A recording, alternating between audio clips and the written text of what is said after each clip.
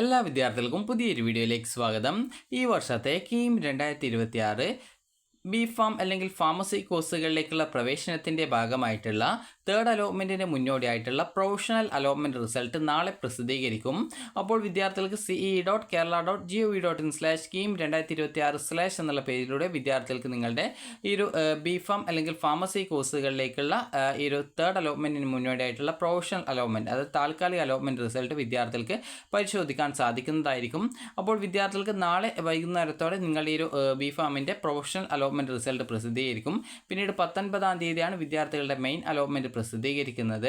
അപ്പോൾ അതിനുശേഷം വിദ്യാർത്ഥികൾക്ക് അഡ്മിഷൻ ടൈമും കാര്യങ്ങളൊക്കെ ഉണ്ട്. അപ്പോൾ അതിനുശേഷമാണ് അഡ്മിഷൻ ഉണ്ടായിരിക്കുക. അപ്പോൾ വിദ്യാർത്ഥികൾ ശ്രദ്ധിക്കേണ്ട പ്രധാനപ്പെട്ട കാര്യം, പ്രവേശന പരീക്ഷാ കമ്മീഷൻ നടത്തുന്ന ഏറ്റവും അവസാനത്തെ അലോട്ട്മെൻറ്റാണ് ഈ തേർഡ് അലോട്ട്മെൻറ്റ് ബി ഫാമിൻ്റേത്. ഇതിനുശേഷം പിന്നീട് സ്റ്റേ വേക്കൻസിയോ അതല്ലെങ്കിൽ സ്പോട്ട് അഡ്മിഷനോ ആണ് ഉണ്ടായിരിക്കുക. അപ്പോൾ കഴിഞ്ഞ തവണത്തെ പോലെ എഞ്ചിനീയറിംഗിലൊക്കെ ആണെങ്കിൽ സാധാരണ അതിൽ സ്റ്റേ വേക്കൻസി ഉണ്ടാവാറുണ്ടായിരുന്നെങ്കിൽ ഇത്തവണ സ്പോട്ട് അഡ്മിഷനാണ് ഉണ്ടായിരുന്നത്. അപ്പോൾ അതേ രീതിയിൽ തന്നെയായിരിക്കും ഈ ഒരു ഫാർമസി കോഴ്സിലെയും ഉണ്ടാവാനുള്ള സാധ്യതയുള്ളത്. അപ്പോൾ നമുക്ക് എങ്ങനെയാണ് ഈ ഒരു നിങ്ങളുടെ ഒരു പ്രൊഫഷണൽ അലോട്ട്മെൻറ്റ് വന്നു കഴിഞ്ഞാൽ അത് പരിശോധിക്കുക എന്നുള്ള കാര്യം നമുക്ക് നോക്കാം. അതുപോലെ തന്നെ പല വിദ്യാർത്ഥികളും ചോദിച്ചൊരു കാര്യമാണ്, ഇപ്പോഴും ഓപ്ഷൻ രജിസ്ട്രേഷൻ ലിങ്ക് ലഭ്യമാണ് എന്നുള്ളത്. പ്രത്യേകം ശ്രദ്ധിക്കേണ്ടത്, അത് നിലവിൽ MBBS BDS കോഴ്സിലേക്കുള്ള ഓപ്ഷൻ രജിസ്ട്രേഷൻ നടക്കുന്നുണ്ട്. അപ്പോൾ അതുകൊണ്ട് തന്നെ നിങ്ങൾക്ക് MBBS BDS കോഴ്സിലേക്ക് ഓപ്ഷൻ സമർപ്പിക്കാൻ ആഗ്രഹിക്കുന്ന മെഡിക്കൽ റാങ്ക് ലിസ്റ്റിൽ ഉൾപ്പെട്ട വിദ്യാർത്ഥികൾക്ക് ഓപ്ഷനുകൾ നൽകാവുന്നതാണ്. അതുപോലെ തന്നെ പ്രത്യേകം ശ്രദ്ധിക്കേണ്ടത്, ബി ഫാം കോഴ്സ് കോളേജ് കിട്ടുന്ന ഓപ്ഷൻ ലിസ്റ്റിൽ ഉണ്ട് എങ്കിൽ നിങ്ങൾക്ക് വേണമെങ്കിൽ ഓപ്ഷൻ കൊടുക്കാം.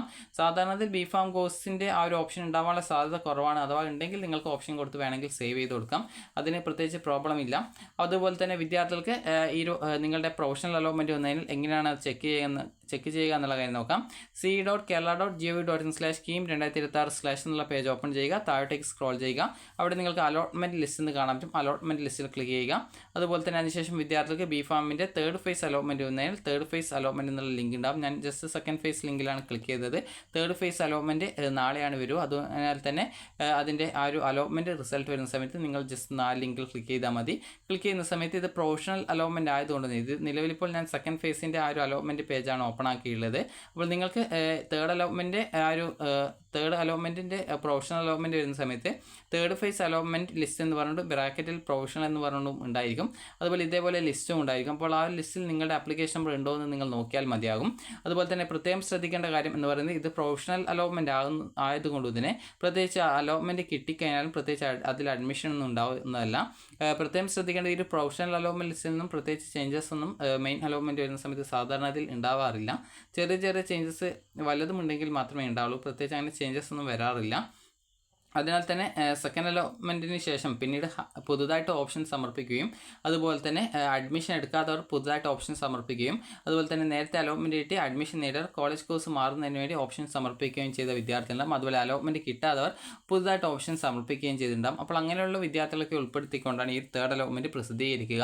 അപ്പോൾ ഇങ്ങനെ തേർഡ് അലോട്ട്മെൻറ്റ് നിങ്ങൾക്ക് ആ ഒരു ടൈമിൽ പരിശോധിക്കാമെന്നും പിന്നീട് ആ ഒരു ലിസ്റ്റുമായി ബന്ധപ്പെട്ട് വല്ല പരാതികളോ മറ്റോ ഉണ്ടെങ്കിൽ വിദ്യാർത്ഥികൾക്ക് പ്രവേശന പരീക്ഷാ കമ്മീഷണറുടെ ഇമെയിൽ അഡ്രസ്സായിട്ടുള്ള cek.info.cet.kerala.gov.in എന്നുള്ള ഇമെയിൽ അഡ്രസ്സിലേക്ക് നിങ്ങളുടെ പരാതികൾ അറിയിക്കാനുള്ള സൗകര്യം വിദ്യാർത്ഥികൾക്ക് ലഭ്യമായിരിക്കുന്നതാണ്.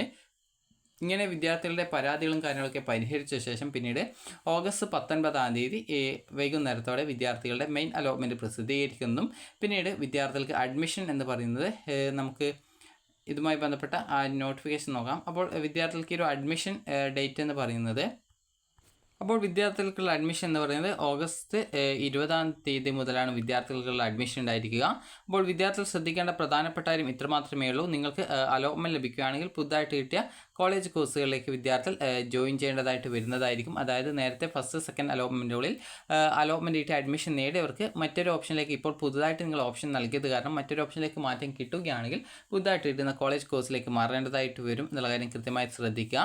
അതേസമയം ഓപ്ഷൻസ് ഒന്നും സമർപ്പിക്കാത്തവർക്ക് നേരത്തെ കിട്ടിയ സീറ്റിലേക്ക് ജോയിൻ ആ ഒരു സീറ്റിൽ തന്നെ തുടരാവുന്നതും. ഇനി അതേസമയം ഇതുവരെ അലോട്ട്മെൻറ്റ് കിട്ടാത്തവർക്ക് പുതുതായിട്ട്, അതായത് ആദ്യമായിട്ട് അലോട്ട്മെൻറ്റ് കിട്ടുന്നവരാണെങ്കിൽ വിദ്യാർത്ഥികൾക്ക് ആദ്യമായിട്ട് കിട്ടുന്ന സീറ്റിലേക്ക് നിങ്ങൾക്ക് ജോയിൻ ചെയ്യാൻ സാധിക്കുന്നതായിരിക്കും. ഗവൺമെൻറ് കോളേജ് ആണെങ്കിൽ 17,370 രൂപയും സെൽഫ് ഫിനാൻസ് ആണെങ്കിൽ 1,61,000 രൂപയാണ് ഫാർമസി കോഴ്സിൻ്റെ ഫീസ് ഉണ്ടായിരിക്കുക. അപ്പോൾ നിങ്ങൾക്ക് ഈ വീഡിയോ ഉപകാരപ്രദമായിട്ടുണ്ടെങ്കിൽ ലൈക്ക് ചെയ്യുക, ഷെയർ ചെയ്യുക. Thank you for watching.